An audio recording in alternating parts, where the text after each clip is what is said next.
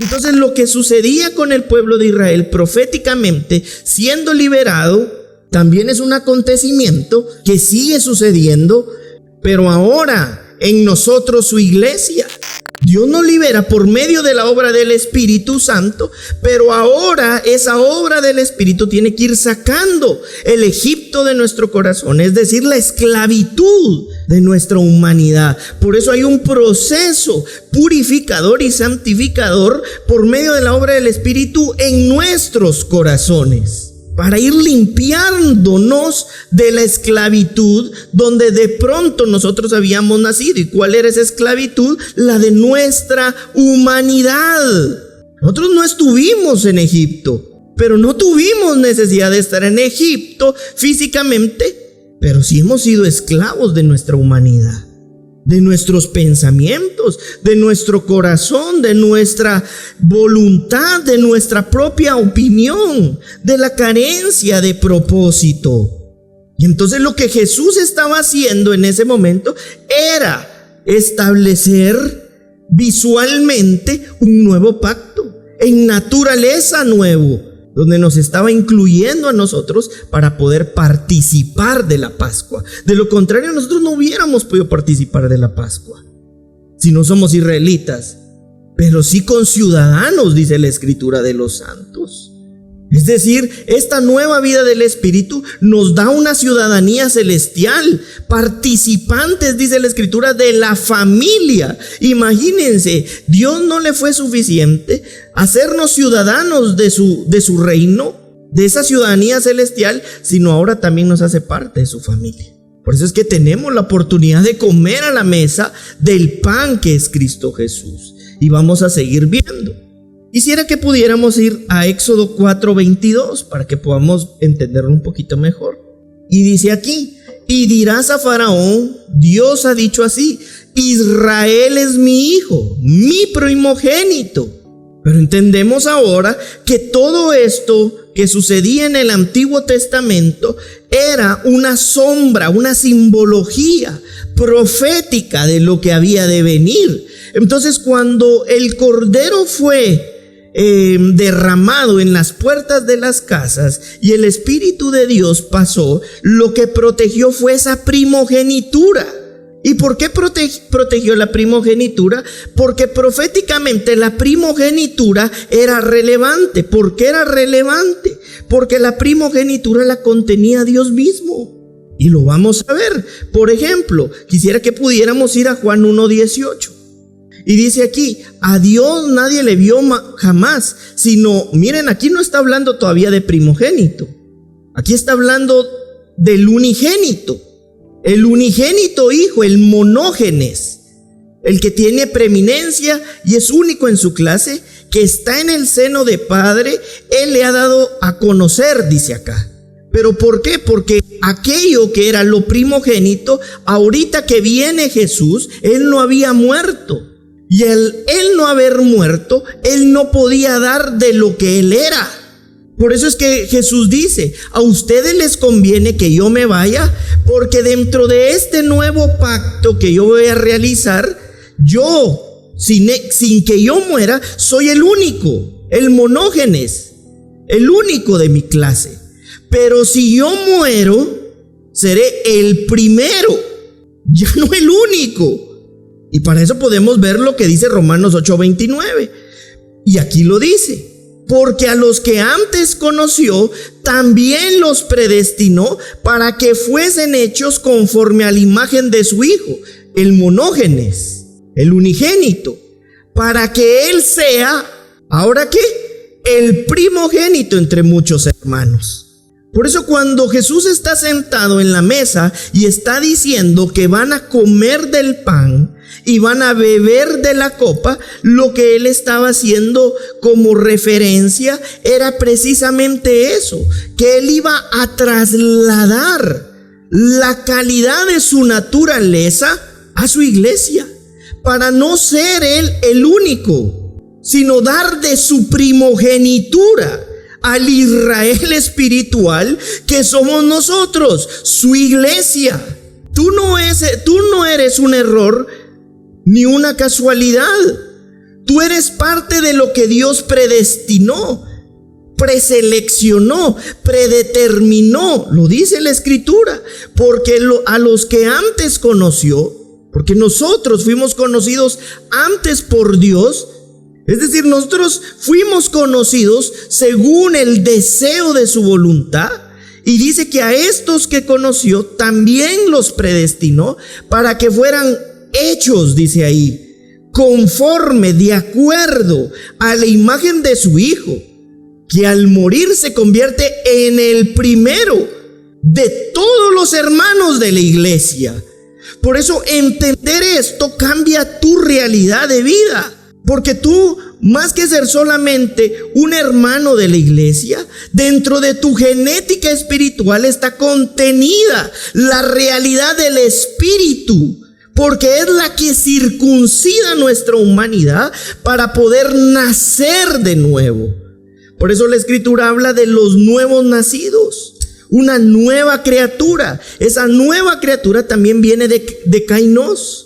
Es decir, somos una nueva creación porque Dios altera nuestra naturaleza espiritual.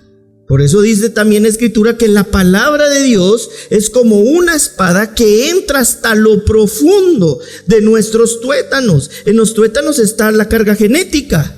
O sea, no lo dice por casualidad. Al entrar la palabra de Dios por medio de su Espíritu, lo que está provocando es una alteración desde lo profundo de nuestra genética, porque está naciendo de nuevo una nueva naturaleza de Dios. Por eso es que nosotros somos parte de la iglesia de Dios, escogida y renacida en Cristo Jesús, para que entonces podamos ser conformados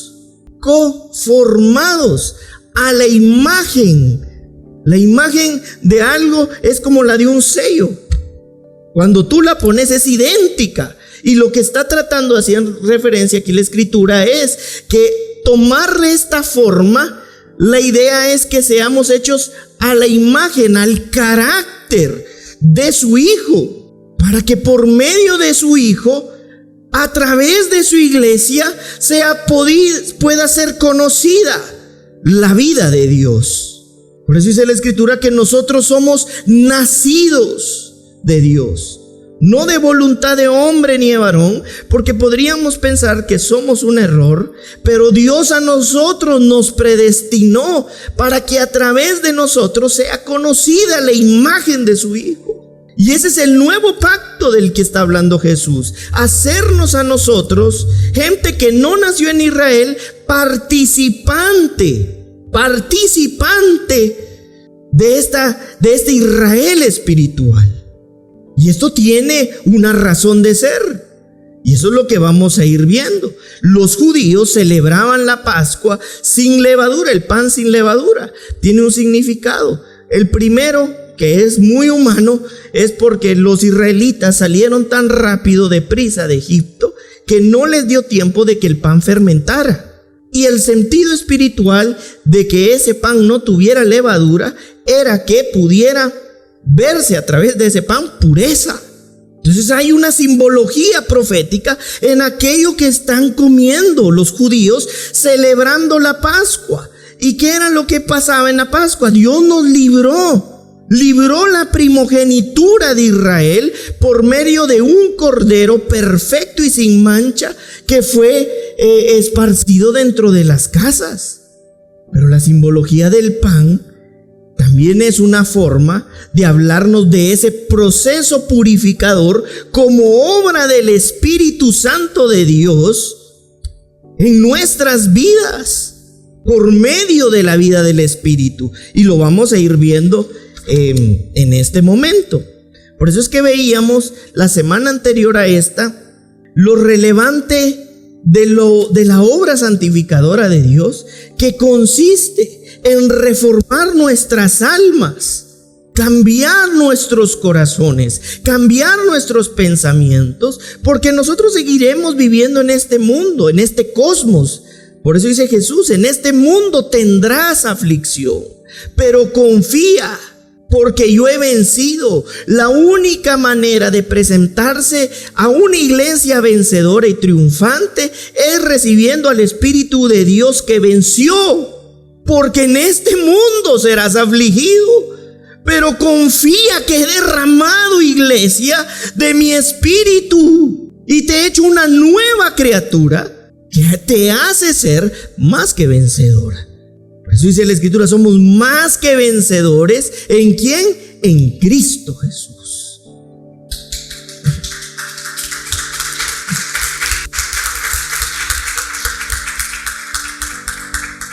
Entonces ahora vamos a volver nuevamente a Marcos 14.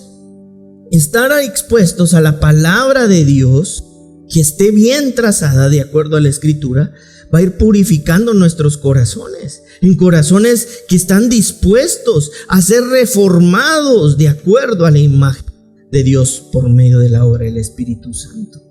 Entonces vemos en Marcos 14, versículo 12, que ese día se está celebrando el día de la fiesta de los panes sin levadura, cuando sacrificaban el cordero de la Pascua. Tal vez pones el cuadrito si quieres de una vez. Sus discípulos le dijeron: ¿dónde quieres que vayamos a preparar para que comas la Pascua? Es decir, en el versículo 12 habla del cordero pascual. Recordemos que en ese tiempo de Israel, que lo leímos en Éxodo, ustedes lo pueden leer toda la historia si ustedes quieren ya en sus casas, aquí no nos da tiempo. Lo que libró de la muerte la primogenitura, ¿qué fue? La sangre del cordero. Pero era una simbología profética. Ahora vamos a ver cuando Jesús habla del nuevo pacto en Juan 1, 29 y 30, lo que dice. Y dice de la siguiente manera: el siguiente día vio Juan a Jesús que venía a él y dijo: he aquí, ¿qué cosa? El Cordero de Dios, que quita el pecado del mundo. Este es aquel de quien yo dije: después de mí viene un varón, el cual es antes de mí, porque era primero que yo. ¿Y por qué era primero que él? Porque aquí nos está hablando que la primogenitura está en Jesús. Pero en el versículo 29 nos habla de la representación profética que tenía Israel sobre el cordero que protegía la primogenitura.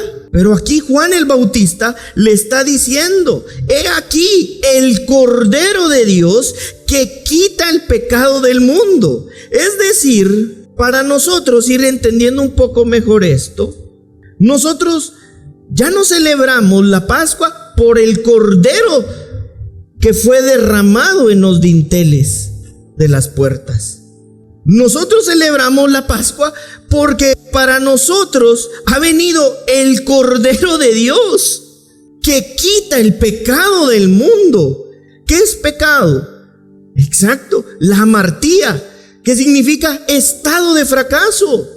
Nosotros, sin el auxilio del Cordero de Dios que quita ese estado de fracaso, no podríamos avanzar dentro de su propósito. Pero como Dios tiene en su diseño perfecto pensado que no fracasemos dentro de su propósito, lo que Él hace es enviar a su Hijo que funcione como el Cordero de Dios que quita el fracaso de su iglesia para que pueda cumplir el propósito de su existencia.